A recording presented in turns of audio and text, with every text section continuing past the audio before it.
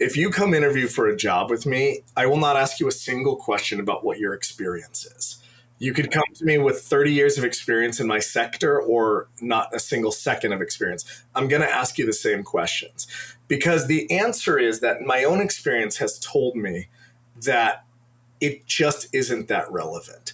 I don't care what you've done. I don't care what school you've gone to. I don't care where you've worked. What I care about is does the job I have or the opportunity I have, does it vibe with what you're looking for? Does it fit into where your next step is? Because ultimately the thing I care about the most.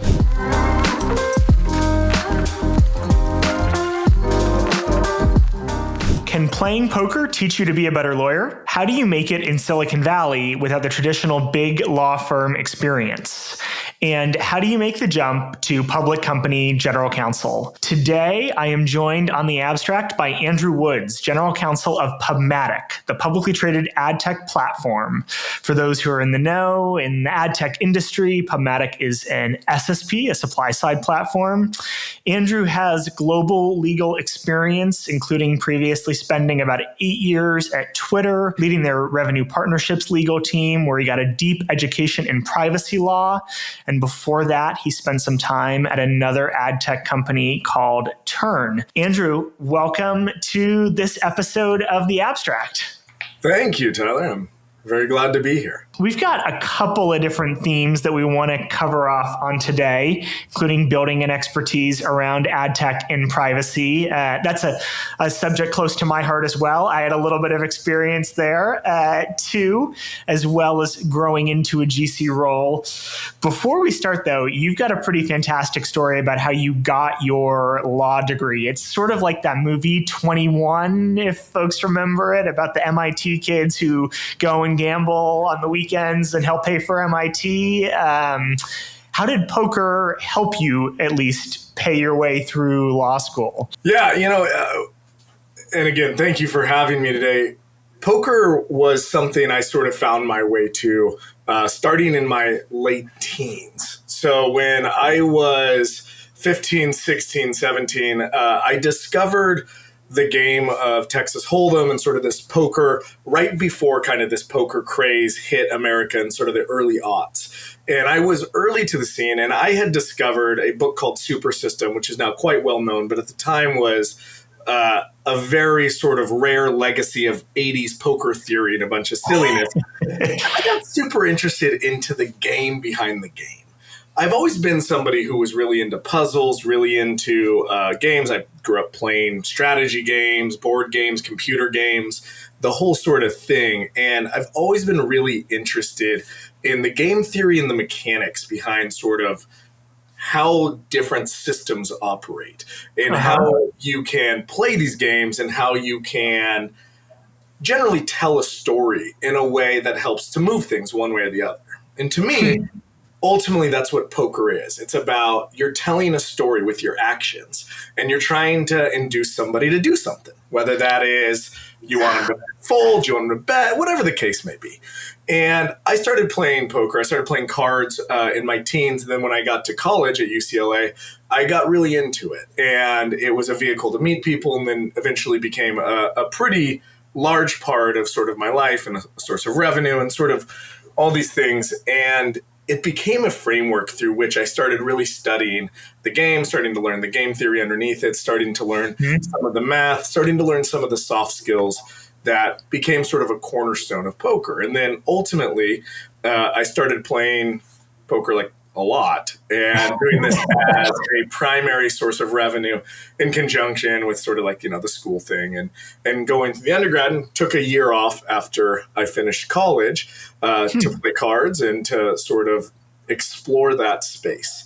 And ultimately, what happened was in 2004, there was an explosion of poker play in the world. Online poker rooms became a big thing, which created a lot of liquidity opportunities, but also brought a lot of really good players on. And you started having a wave of hyper-competitive poker players joining. And at the time, I was very closely tracking sort of my winnings and losing, and I was seeing my expected value drop. So I decided I needed to go do something a little easier.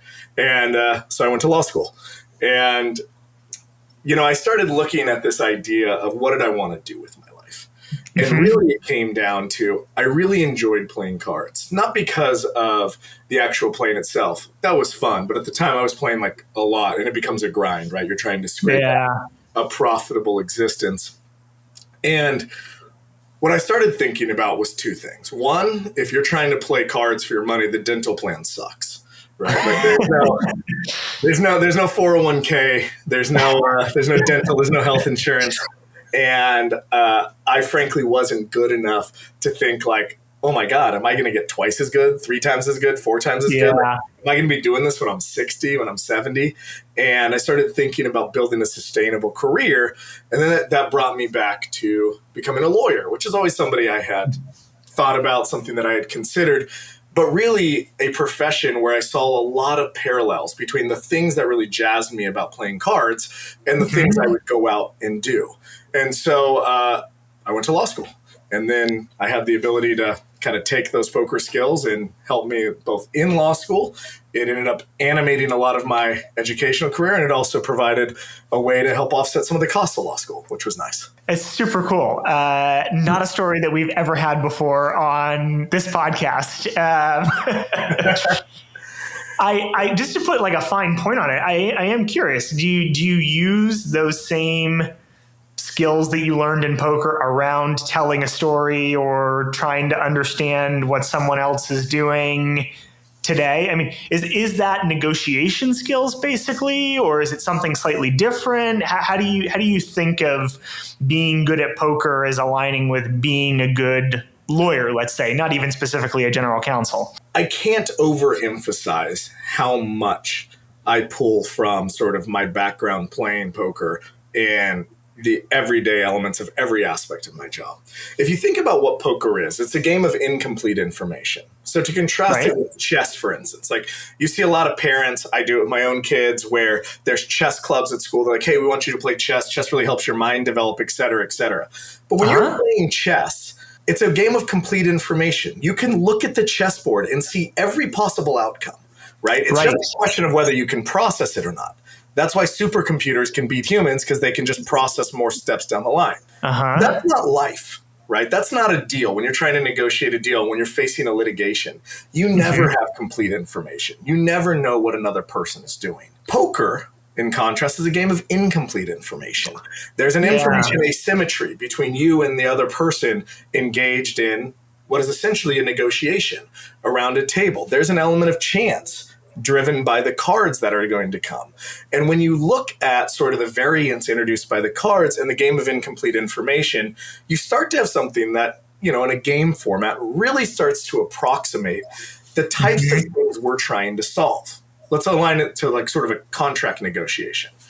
At its core, when you get into a contract negotiation, you're looking at an information asymmetry.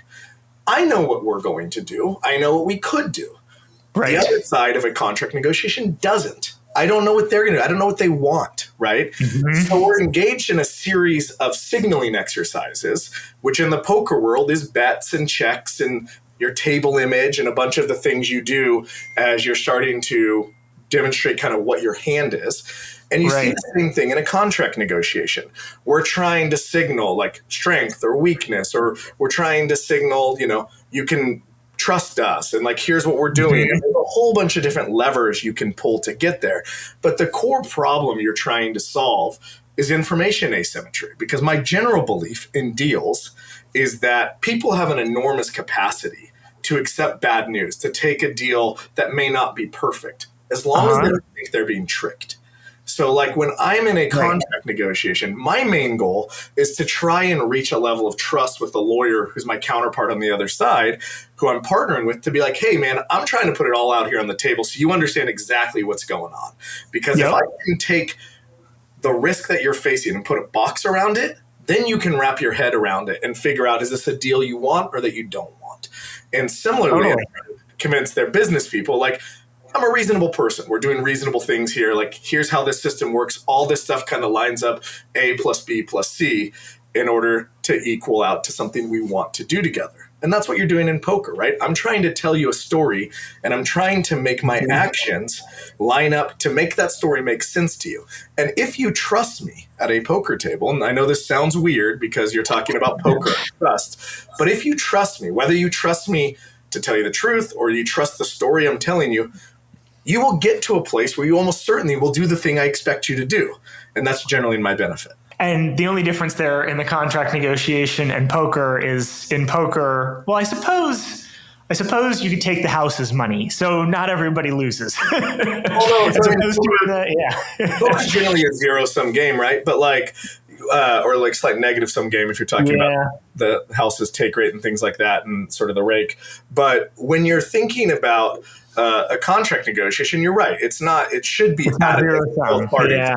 But oftentimes the sort of sheer mechanics of it are still the same thing. I'm telling you a story, right? You're either buying it or you're not. And if my story seems inconsistent to you, you're going to get suspicious. You're going to start thinking about wait, what's wrong here? And I'm doing the same thing when you're saying, your contract says one thing, your words say another.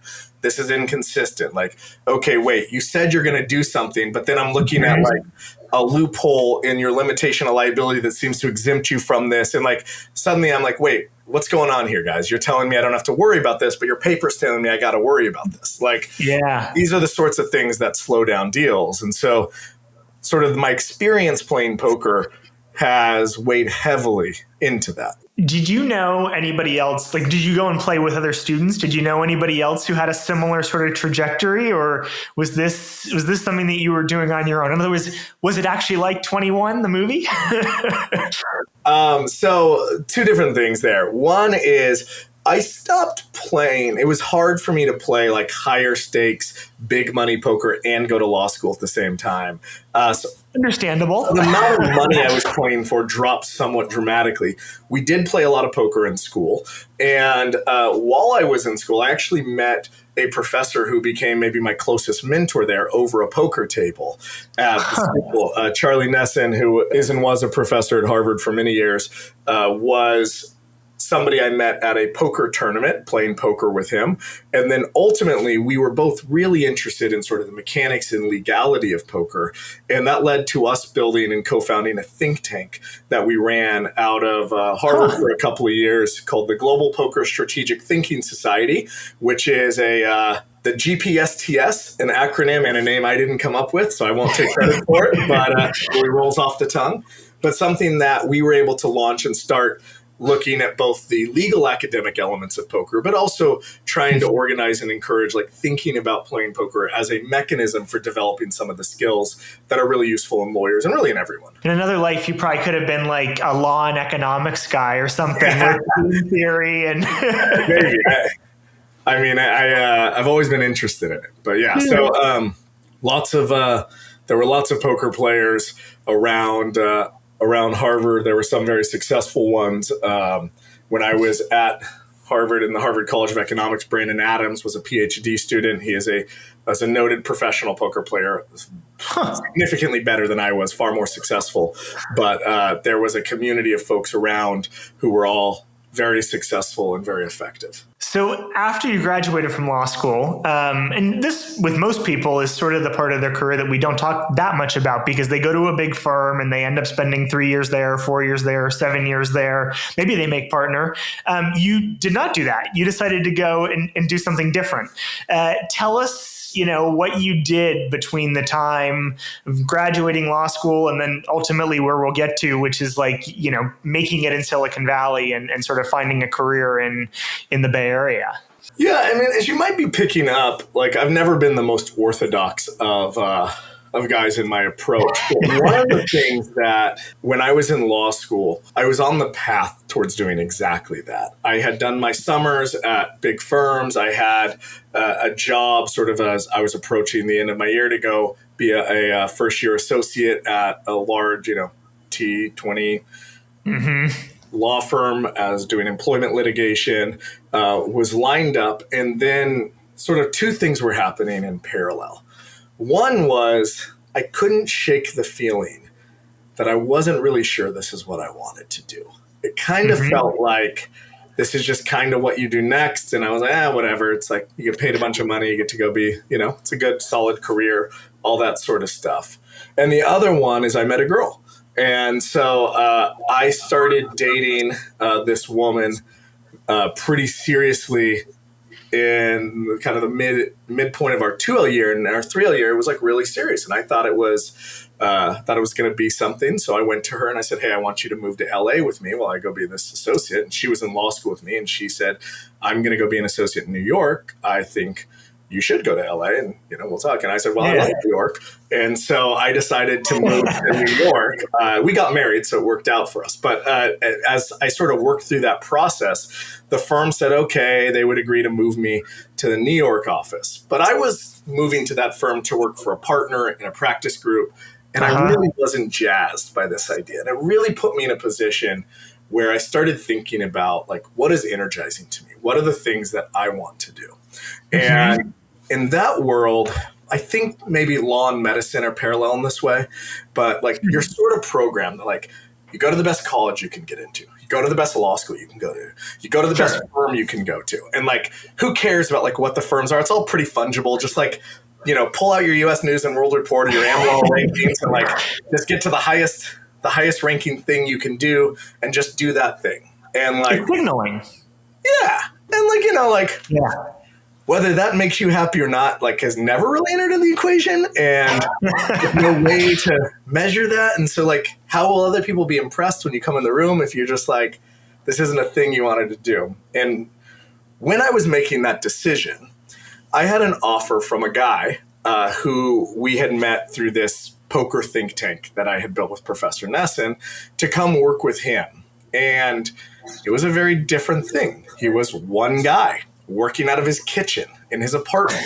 And he was like, come here, work with me on poker-related stuff. And I looked at this big firm opportunity, and I looked at working at this guy's kitchen, and I couldn't shake the feeling that I feel like this is going to be more fun to go do the kitchen things. So I spent the first 3 years or so of my career sitting around this dude's kitchen table, working first on poker stuff and then on a series of very unorthodox issues, most prominently a big lawsuit down in Ecuador against an oil company where we were trying to bring a lawsuit, trying to continue a lawsuit. The lawsuit had been in progress for a number of years by the time I got there, to try and hold this oil company responsible for what we saw as their responsibility for polluting the Amazon rainforest. And so a hard left turn in my career, not something I'd planned, led to a pretty unbelievable series of experiences. I got to visit Ecuador a number of times. I met Congress people, media things, lots of stuff, lots of really interesting stuff, but a very, very unorthodox sort of beginning to my career. As you would maybe put it, or you said to me one point, that gives you a lot of great cocktail stories. But in terms of transitioning to moving and working in tech in the Bay Area, where didn't have necessarily a huge network, even if you do have a degree from a great law school, it didn't like immediately click. Talk to us about how you found your footing there and ultimately were able to make the jump to your first in-house role, which was a turn in the tech industry. Yeah, you're exactly right. And I have said that, but I came out of this process having had some really cool experiences. I had been to, premieres of a documentary made about our case. I had negative experiences of being the target of like discovery actions from a very large international oil company who sicked a lot of lawyers on us. I had like the experience of meeting and working with members of Congress and, going through the process of interacting with the media. I had done lots of really cool things. What I hadn't done was develop any sort of transferable skills that were immediately useful. It was great training for thinking about issues and advocacy in sort of a macro way. I had never done any discovery to speak of. I had never proofread a pleading. I had never drafted a motion to dismiss. I had never done due diligence on a deal. Whatever the things that are that you might work on or engage in the first 3 or 4 years of your career, as you're really learning the practical skills of lawyering, I hadn't done. So when it came time for me to move on, and my wife and I moved out here to California, and we started building our career, I was kind of in a very weird space. And I had the benefits and the luxury of having gone to a good law school. I had the benefits and the luxury of having a safety net, of having sort of my family's support behind me if I needed it, and having a wife who was also a lawyer. So like tons of advantages. So this isn't a woe is me story, but it put me in a position where kind of every place I tried to talk to as I thought about building a career were kind of like, you're a useless third year, dude. Like you're like a guy to go to dinner with, but like I ain't hiring you. And that led me to really think about what I wanted to do, what were the skill sets and the sort of things I had in front of me. And ultimately led me to join two other guys at an early stage at a startup, help to build a startup pretty unsuccessfully in terms of my own contributions. And then ultimately led me to a place where I really had to make a hard assessment of kind of where I was and how I was going to sort of grow up my career and get to a place where I really understood the hustle that it would take in order to build a successful legal career.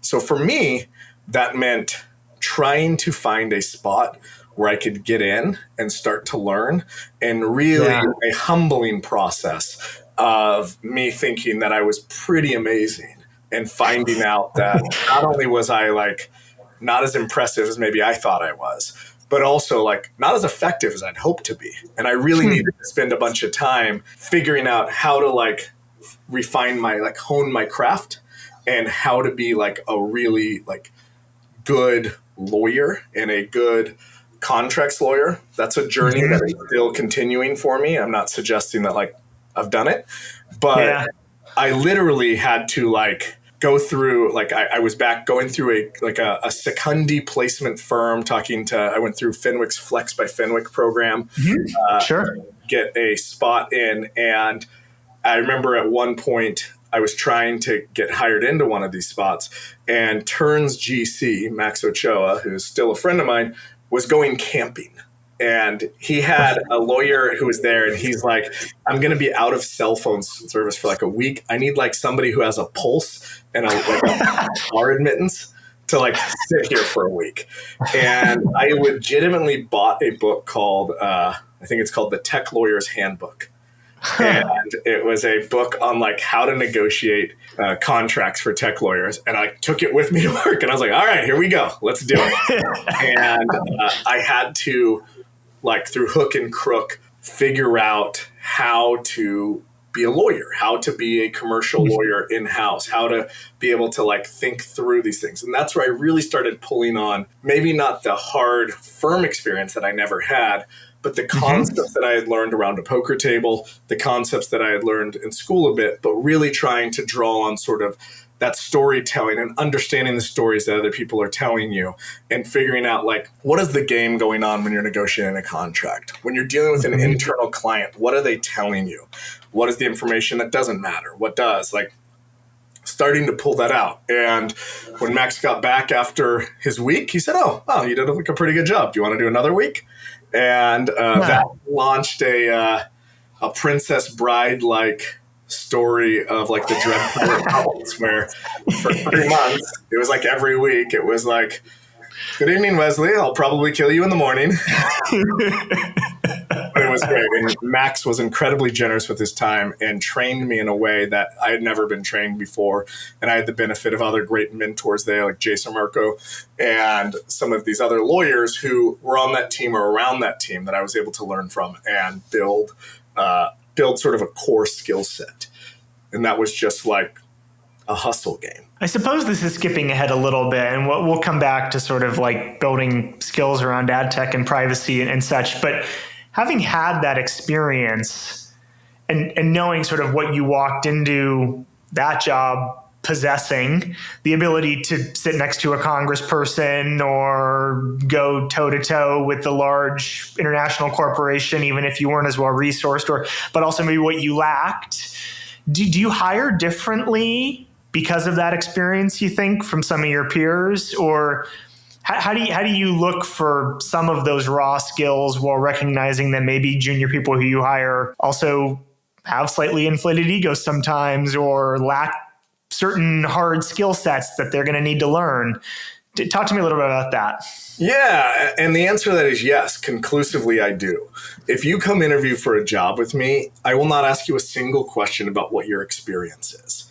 You could come to me with 30 years of experience in my sector or not a single second of experience. I'm going to ask you the same questions because the answer is that my own experience has told me that it just isn't that relevant. I don't care what you've done. I don't care what school you've gone to. I don't care like where you've worked. What I care about is like, does the job I have or the opportunity I have, does it vibe with what you're looking for? Does it fit into where your next step is? Because ultimately the thing I care about the most is, are you going to lean in here? And I don't mean lean in like in a Sheryl Sandberg, like let's write a book about it type way.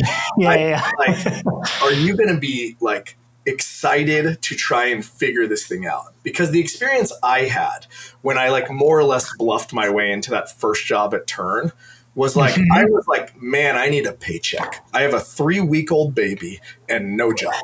And once I got in there, I was like, okay, I see it. Like I can start to see the parameters of the thing and see the outlines of the puzzle. And then I started getting really into figuring it out. And I was successful in that role, mostly because like I was into it. Like I wanted to learn the product. I wanted to learn the business. I wanted to figure out the mechanics. I was like going to dig into like the deal negotiations with the business people. I was going to spend the time with them. I made great friends there that are still, you know, my great friends 12 years later. Like, and that was because I was totally into it. And the lesson I came away with that is that the subject matter is the easiest thing to teach. What I can't teach is like, you're wanting to do this because you could be the smartest guy on the planet or gal on the planet. You could be the most credentialed, most experienced human being there ever was. If you don't want to do it, if it is not something that is energizing to you, that like fits into where you are in your life, you're not going to be successful. I have no interest in having to put my boot in somebody's backside to get them up and like going to work, right? I don't care how good you are. I want this to be the best possible place for you to work. And so like I tell my team all the time, like there's no hostages on my team. I don't think you can get a better job someplace else. I want you to go. I was talking to a recruiter for a hiring and he's like, don't worry, I won't poach your people. I was like, poach them. Poach every one of them. Like if there's a better job out there, I want them to go do it because I want you here because this is the right place for you. And I want you here because you're like the value transfer works. I'm learning the right things. I'm getting the role that I want. I'm getting the affirmation from being great at my job. All these sorts of things that ladder into, to me, the environment that I'm most successful in. Yeah.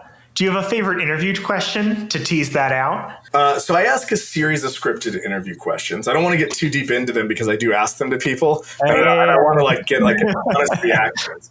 But generally what I'm trying to test for when I am interviewing people, the things I want to see is I want to see an aptitude for mastery, meaning like I want to see you want to be great at things.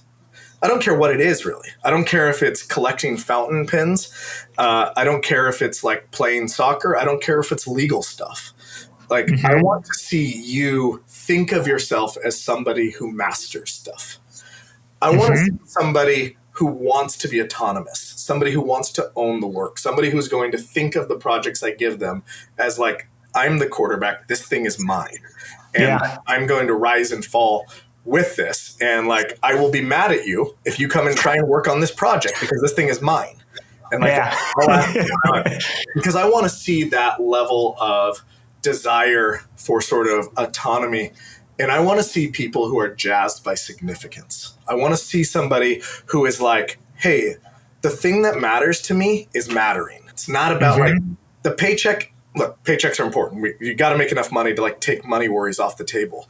But like, I want you to be in a position where if I told you, hey, you can come to job A and I will pay you twice as much money and you'll be a cog in this machine and it'll be like interesting work, or I can give you job B and you'll make 40% less money, but it's going to be on you. Like this thing's going to rise and fall on you. If you are like unequivocally, yeah, give me job B.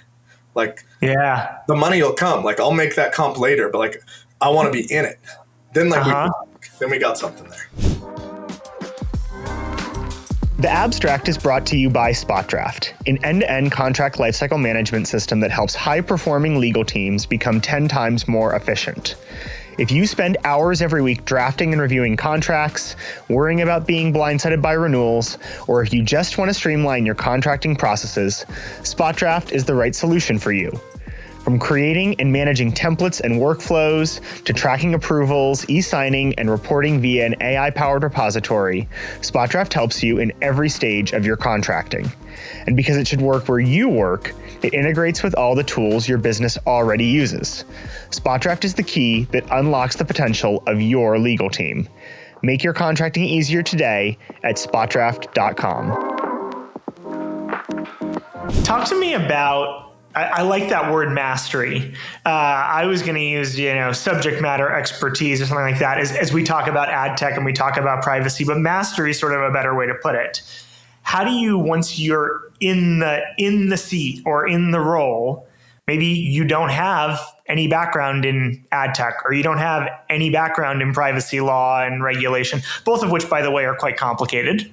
Yeah, sure. How do you develop that mastery or earn that mastery? There's a couple of different ways. And let's separate that conversation into sort of the micro and the macro, right? At a macro level, the mastery comes from a desire to understand it. I don't mean to pull back to the same idea, but if people are really into it, you can start to understand the principles behind it. I actually don't think privacy is very complicated at the macro level. At the macro level, privacy and privacy compliance comes down to a very simple concept. At some point, somebody's going to come knock on your door and they're going to say, "Hey man, what are you doing with all this data?" And you're like, "Oh yeah, we're doing this thing." And they're going to be like, "What? Why did you think that you could do that?" And you have to answer that question. That's what privacy is about, right? It might be a user, it might be a regulator, it might be a litigant, but somebody is going to say, what are you doing with the data that you have? And it could be an ad tech company like ours that deals in large volumes of personal data, or you might be a regular company that data is not really in your DNA, but Sephora, for example. Sephora. Let's say you're a makeup company. These things are going to come up. And when they come up, privacy is all about, at its core, you have to be able to answer that question. There's lots of different answers to that question, right? But if you're trying to master this space, right, if you really want to, you will start thinking about, reading about, trying to understand that story from the other person's point of view. What were the legislators trying to do? I mean, we could dive into ad tech and where I think sort of what concerns are there. But by starting there at the first principles, you can start to understand what it is that they're trying to get to, right? And that plays itself out over anything, right? If you're looking at any sort of regulation, any sort of legal issue, you can start at sort of the macro level of understanding what's going on here. And then there's the micro sort of tactical stuff. And the mastery there, to me, starts internally first. So I tell lawyers the best place to start if you're trying to figure out something and learn something, start at your own company and read your own contracts. Go through and start with your own MSAs and stuff and take them apart until you understand every single word in the contract. Because the sort of default is we got a contract. There's a lot of stuff in it. And I'm always hey man, some thinking person sat there and wrote all that stuff in there. They thought there was a reason to have it there. If you don't know what it is, you should figure it out. So that might be a bad reason, but it's there, and it was their reason, right? And contracts are a great way to figure out what companies are worried about. And if you're trying to master, trying to understand your own company, starting at your contracts. With any contract that is actually written for your company, I'm going to exempt people who just copied and pasted things from the internet. But even that, I guess, is instructive on some level. But for you, it is a way to understand, or a gateway to start understanding all of your concerns, or at the very least, the questions you need to ask to understand your concerns. And then after that, the next question is the product. I generally expect my lawyers to understand the products at least as well as the product people do. Like you can't negotiate something that you don't know. And that's like a continual journey. So like if you start at those 2 points, like really understanding what is your product that you're moving and what does your contract say, you have a really great basis for starting to build subject matter mastery, at least within your company. And then you can fit that into sort of the macro level thoughts about like, what are the principles that these laws, these regulations, these rules are trying to accomplish? Let's say that you want to get into this. I mean, we'll take privacy as the example. And it's a passion of mine. I think it's a passion of yours. It's an area that we both find interesting, and it's still growing, by the way, too. There's a lot of opportunity. Maybe you don't have a ton of experience in it yet, or you don't have fancy credentials around privacy. Like I've built a GDPR compliance program before, or I led my company through CCPA. How do you break in? Or because I'm sure you've gotten that question before from folks, like how do you break into privacy? I think part of it depends on who you are. Like, are you a lawyer? Are you a non-lawyer? Like if you're a lawyer and you like want to break into privacy and you currently like exist within a law firm, like there are like very legal, like very lawyerly ways you can do that. Start working with the privacy practice group. You start going to CLEs and like starting to build the basis. You can start like trying to do thought leadership stuff where you like write enough blogs that suddenly somebody will be like, this is a privacy person. You can try and go in-house into a role that is privacy stuff. I think that's one way. I think the other way, there are like online resources in like the official world of like the IAPP and some of these like organizations that create privacy regimes in our industry. The IAB and the NAI are like trade groups that deal with ad tech that have lots of privacy resources. These are places where you can grab factual information and you can get, generally speaking, like some formalized training. But the other aspect of it is that going back to that macro question is like, what are they trying to do? And for that, you can look to like, what have the legislators actually done? What is the law? You can read the GDPR. It's a little confusing. There's terms in there and stuff that require industry knowledge, but it's relatively clear. And like I always tell everyone who's trying to understand privacy, just go read the thing. It's like, it's right there. It's like a bunch of stuff, like read it, make some notes, like try and figure out what are they trying to do? Because if you can understand that macro question and like you can start to see the threads of they're like, okay, we want to establish a controller because like we're trying to figure out, people go on the internet, there's like data going everywhere. How could a person possibly corral this? Okay, well, we're going to say that there are like throats to choke, so to speak. We're going to say that when you go to a website, that's your controller. And that person, that website, that entity is responsible for telling you what they're going to do with your data, right? Okay, so now we've got a principal. It's a controller. And like, well, some people don't really decide. They're a processor. And like you can start to draw the threads out to understand how the legislators are trying to make things simple. They're trying to simplify it and like take it down to like sort of the point-to-point lowest common denominator.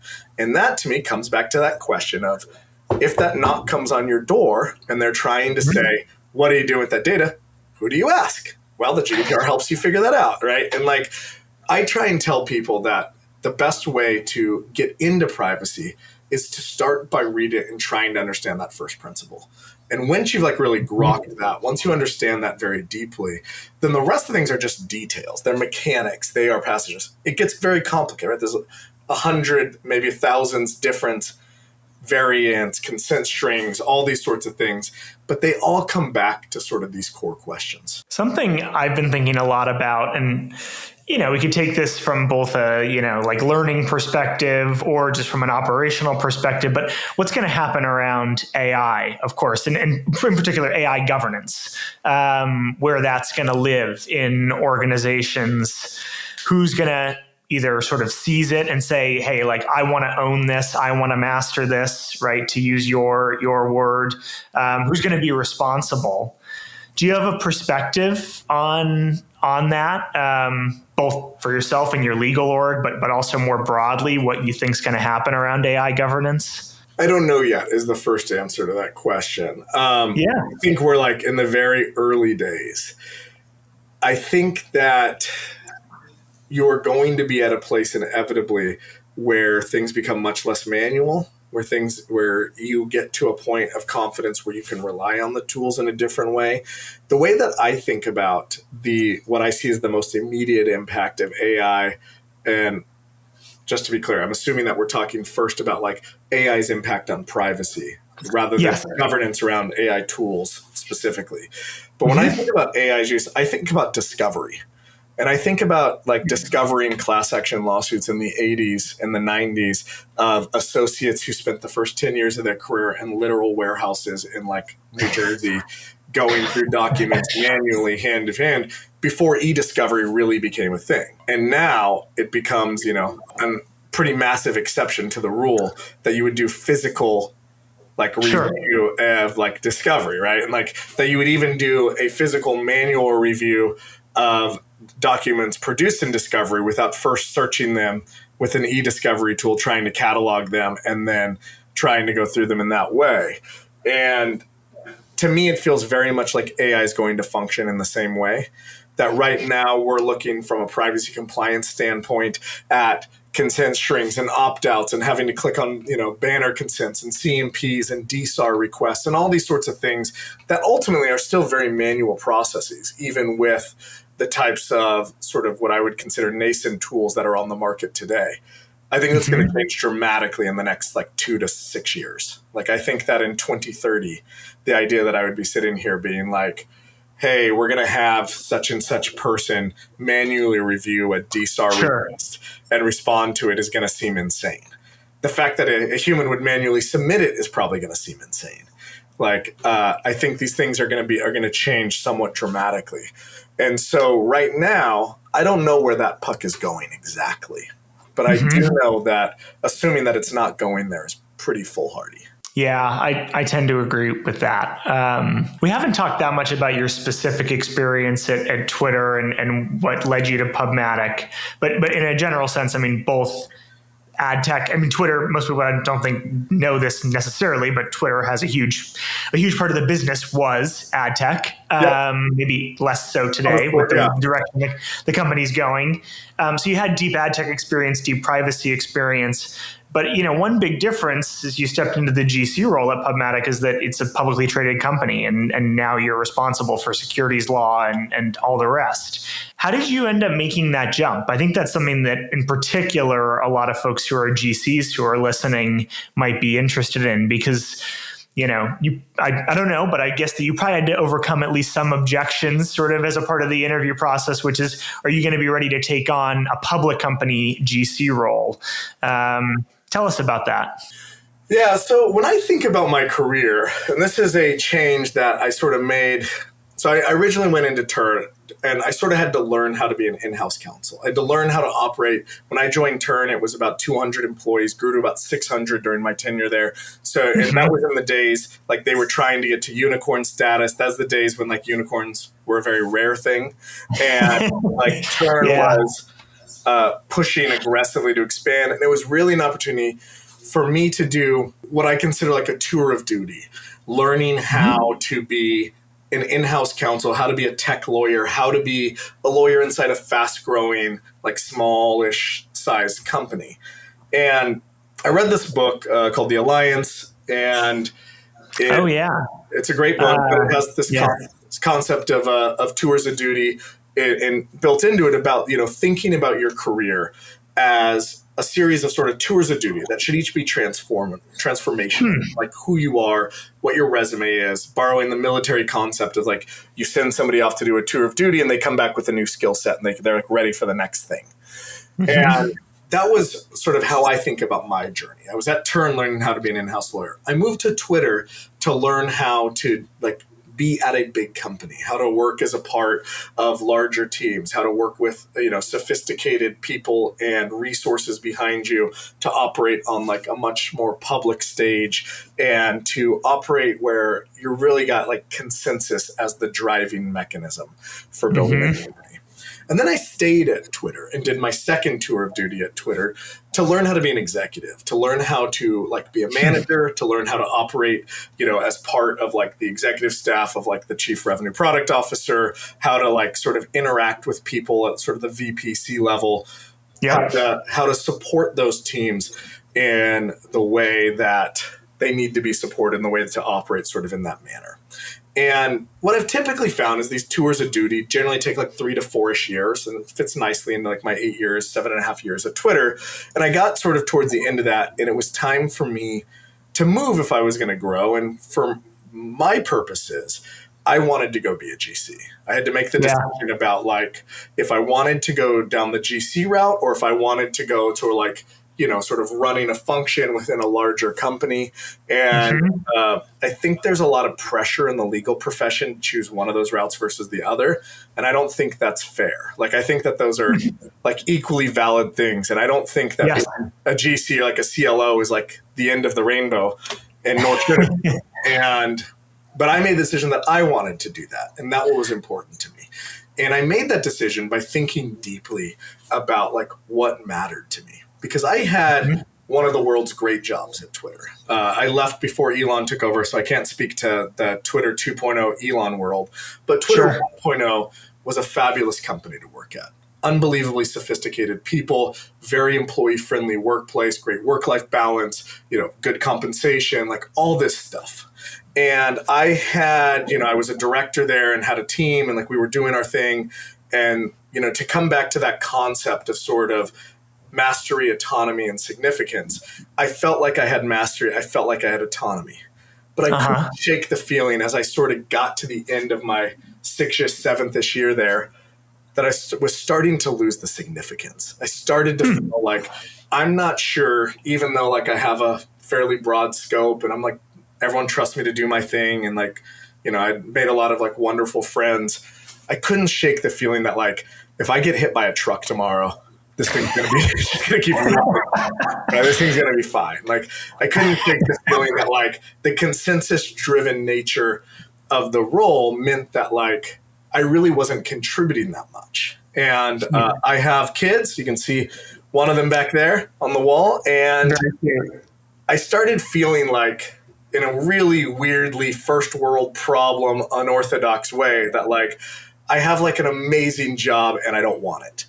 And I had to start thinking about like, what was it that drove me? What was it about the things that would make me happiest, make me most effective? And the mechanism I used for that personally was thinking about, when I think about my career, can I isolate a 3-month chunk where I was really cranky, when I was doing my best work, when I was happiest, when I was like my most effective and most productive? And when I started thinking about that, and I started thinking about, again, those concepts of autonomy, mastery, and significance, it really was clear to me that what I wanted to go do was to try and lead a team. I wanted to be a part of a leadership team. I wanted to lead a function. And that meant for me, like going down the GC route. And so I started a process and a search to think about where I wanted to go next. And I looked at opportunities that weren't GC roles and it just wasn't right. And then I looked at GC roles ranging from sort of pre-IPO, late stage companies to early stage companies. I went out on a ton of interviews. And in that process, I learned kind of what I needed to do and what I needed to establish, what story I needed to tell in order to win a job. And for me, that comes down to 4 basic things. Like, one is, if you want to win a job in this game, you have to be excellent at your thing.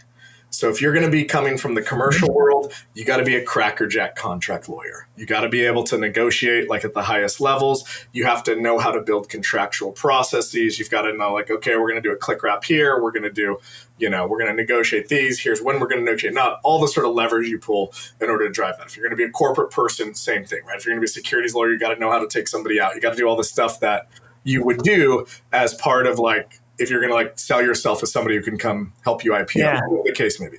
The second thing though, is you also got to have a framework to be able to do the things that aren't in your specialty. Like, no one expects you particularly as a first time GC, they don't really expect you to, like for me, for instance, I'm coming in with a commercial and privacy background. They wouldn't expect me to like tell you like offhand, here's how we're going to do an M&A action.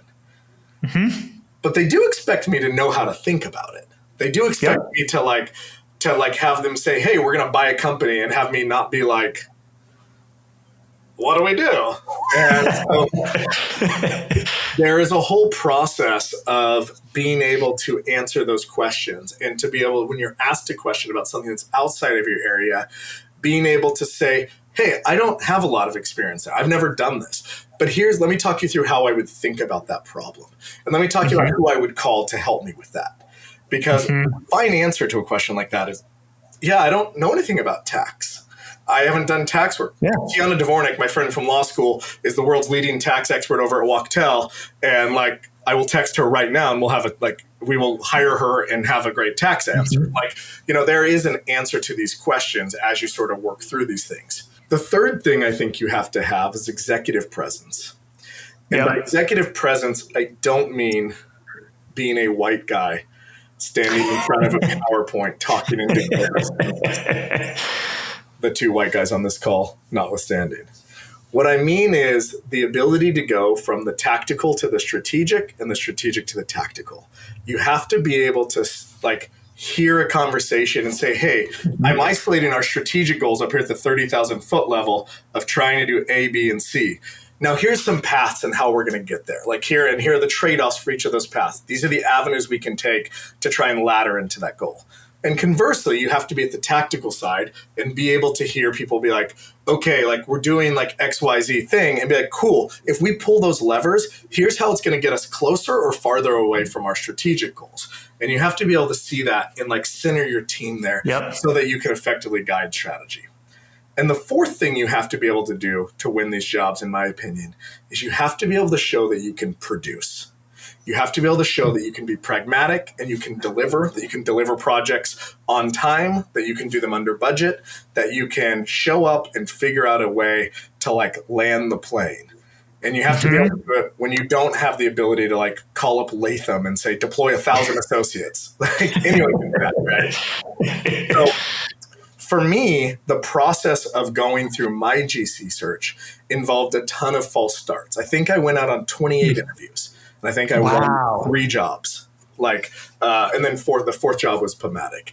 And some of those interviews were first blushes. Some of them were I got to final rounds. Some were, but it was a long journey. It was a lot of interviewing. It was that stuff is exhausting, and it's continued failure because all these folks are looking for one person. These jobs don't grow on trees, right? And I had never done it at the time. I needed someone to take a chance on me, and part of that process was learning about how to tell my story. And to bring this full circle back to the poker stuff, it's about trying to feel out and figure out what is the story I'm telling as I approach these things. Sometimes you're trying to project what you think they want to hear. And, you're saying words like you're a chat GPT bot trying to predict the next word right, rather than telling your story in a way that creates a logically coherent picture. And coming back to sort of my core principle about people being willing to accept it as long as they know what it is. You can go to somebody and be like, this is what I am. This is what I'm really good at. Here's not what I'm good at. Here's the ways that I would try and mitigate those things that I'm not great at. And then they can wrap their head around it and make a decision. And the answer is, in my opinion, if you tell your story really clearly and they don't hire you, that is a good thing, not a bad thing. Because if you tell your story really clearly and they don't hire you, what they're telling you is, yeah, we know what you are, and it's not for us, which is something you want to find out first. You don't want to take a job and get fired 3 months in, and then your resume looks like you can't, it's like a whole thing, right? And so the best thing that you can do, and I tell people this when I interview them, is the best thing you can do is be totally honest about what you are, who you are, and tell your story in a way that makes that story make sense and lets them really understand you. The worst thing you can do is lie to me so that I give you a job that you don't really want and also that you're going to suck at. It's a bad thing for everyone. So that's kind of how I think about if you're trying to win a job like this, if you're trying to go out there and convince somebody to hire you, particularly as a first-time GC, I think you have to be able to do those 4 things. And I think you can probably be light on one of them, but you can't be light on 2 of them. So you should think very carefully about how can you tell that story? How can you tell it honestly and with authenticity? And how can you make sure that you're expressing who you are in those sort of ways? That's great. And that's also sort of a full circle for us around storytelling from poker to present, which we did not plan. I try and make it cohesive. Try and bring the whole thing back together. But like the honest truth is that I believe all of that. And that is like the animating principles behind how I'm trying to build my team here at PubMatic. We have a bunch of people who are hired in all sorts of different phases of their careers who do all sorts of different things. And the animating principle that I try and convey to all of those folks who are part of the legal function here at PubMatic is that I want you here because you're on your tour of duty where you're getting an opportunity to build yourself. Like what we have at PubMatic is like a small mid-cap level ad tech company with big ambitions is an incredible opportunity. But it's only there, like, it's only a good opportunity for the right person. Like, for some people, you would look at this and be like, why would I want to do this? Why wouldn't I go get a job at, like, I don't know, Google or something, get paid twice as much for half the work? Yeah. I would say go do that if that's what jazzes you. But if what energizes you is that autonomy, mastery, and significance thing, like here at PubMatic, like this company's going to rise and fall on you. Like you're going to have whole areas, product things, all that stuff. And so trying to build a culture where people feel empowered to say, hey, this is what I'm here pursuing. I'm trying to do this over the next 3 to 4 years. I want an opportunity to go tackle that thing. I see the sort of wood chopping that we're doing in this role, and it doesn't bother me. I don't feel like I'm doing chores because it's laddering into the next thing. I'm thinking about, as I'm doing this sort of rote contractual amendments or something, about how would I build this system differently so that we can reduce sort of this lower value work or like more sort of mechanical. How would I think differently about if I was running the team? You know, I try and talk to the team a lot about like what I'm thinking, what's in front of me, so that they can just see it and just decide like maybe I'm right, maybe I'm wrong. Like I want them to all be better. Like my dream is that nobody on my team is still here 4 years from now. Like I want them all gone because I want them to have all grown past a point where PubMatic can keep them. Because even if we grow 10x, I want them growing 100x. Like I want everyone on the team to be in a position that the next thing for them is like ready for them and they're ready for it. And the only reason that they're staying here is because this is the best place for them, not because they can't. Reid Hoffman talks about that too, I think, and if not in that book, in another one. Clearly, you've really internalized that, which is fantastic. I've got a couple of questions that I like to ask every guest as we wrap up, and one of them, you can't say the alliance because you've said that. Is, if there's a book that you've read recently, or 2 or 3, that you've read recently or read at some point that has really made an impression on you that you would recommend to the audience? This is a little bit of a deep cut. There is a book, historical fiction book called 1812, written by an author named David Niven. It's 40 years old, maybe. It must be. It's like I don't even think there's a Kindle version of it. I have a paperback version back there, and it's a historical fiction, but it talks in depth about the War of 1812, a lesser known sort of American conflict. But a big part of the book, and again, this is a historical fiction, so it's imaginative. But the thing that I like about it is it digs into some of the lesser known members of American history trying to figure out what the hell to do about this conflict. And like they're in a world where they're dealing with like this popular nationalist uprising in a country that really isn't ready to like have another fight with a global superpower. And America started that war. A lot of people don't realize this. Like America invaded Canada, one of the 1800s version of Canadian bacon, I think, if you're a fan of 80s movies. But we invaded the British, Canada after there were like questions about British pressing our sailors into service with the British Navy. I'll leave the history lesson aside, but like the process there was like talking about managing a problem, talking about managing a population, and talking about leading, like building troops and figuring out a question about how you train. That's when West Point was founded, for instance, because American troops lacked discipline. And while it's like very much like a pop history book and enjoyable, I read it for the first time when I was like 12 years old. And then I read it again a number of years ago, more recently. And a lot of these themes really resonated with me as rough parallels to some of the things that I've been trying to think about how you build, because you end up in a place where, well, this book is certainly not a self-help book or anything like that. And it really is very much like kind of an exciting, interesting, like historical fictional novel. A lot of the concepts there, as you think about leadership and different styles of leadership, and a lot of these characters are very different in their approach, and like where details matter and how you empower people, resonated very deeply with me. They resonated with me when I was a kid, and they resonated with me even more as an adult. And so that is a book that I really enjoyed. And it's a little bit of an esoteric deep pull. So I feel that. We will find it for the show notes. There you go. We'll find a link, whether it's to a used books website or if it's actually on Amazon. I think it's a deep cut. I sure it's out of print, and I think the author passed away about 30 years ago. But what can you do? My last question for you that I like to ask pretty much all of our guests, and don't feel like you need to come up with something new for this because you've given us so many lessons today. But really, it's, if you could look back on your days just starting out as a lawyer after law school, something that you know now that you wish that you'd known back then. This is a question I think a lot about, because I had a very naive and I don't know how to say it, a very self-centered view of what adult life was going to be like when I was a young lawyer. I kind of had gone through a place in my life where most of my life had been essentially voluntary. I had never really had to do anything, right? Like, I had the benefit of having parents who paid for my college, for instance, if I wanted them to. I paid for part of my own college because I chose to, and because UCLA at the time was like $1,800. It wasn't very expensive. But my parents were supporting. I didn't have to do anything. And so most of my life, like high school, college, had kind of been I was a smart kid, and I showed up and I did my thing, and everything worked out. Got awards in high school and college, and you got good grades, and it was just kind of just as long as I just did the stuff, it worked out.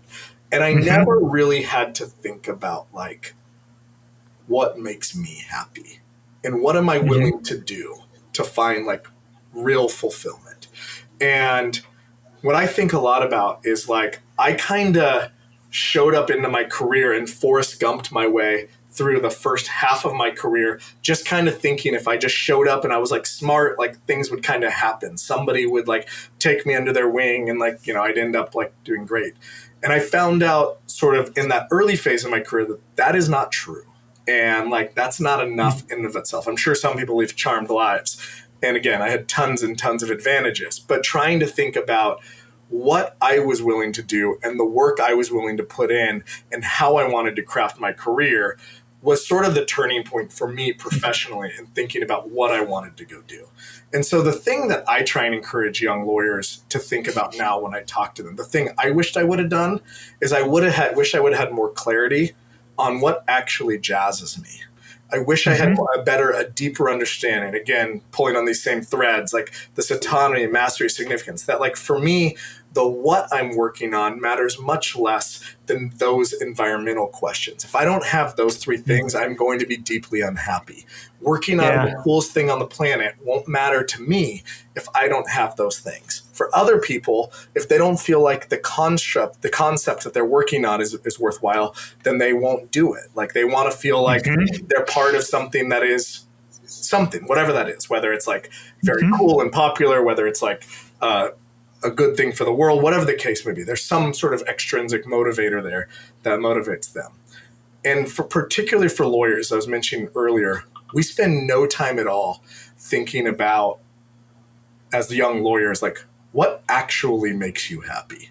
How do you discover that? And we talk about it only in the most esoteric ways. Well, do something, do a job you love, you'll never work a day in your life. You arguing, you should be a litigator. It's we don't ever get into what really drives you. What is the career that you want to have? What is going to make you get up and not feel like work sucks?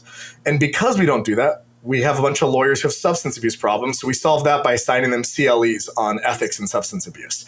And I'm I'm not sure that gets it, guys. I'm not sure that you can solve the fact that a lot of people feel trapped in careers because they feel like they need to make a certain amount of money, and they don't have another mechanism to do it. They don't really know what it is they want to do. And law firms are a terrible discovery mechanism for that.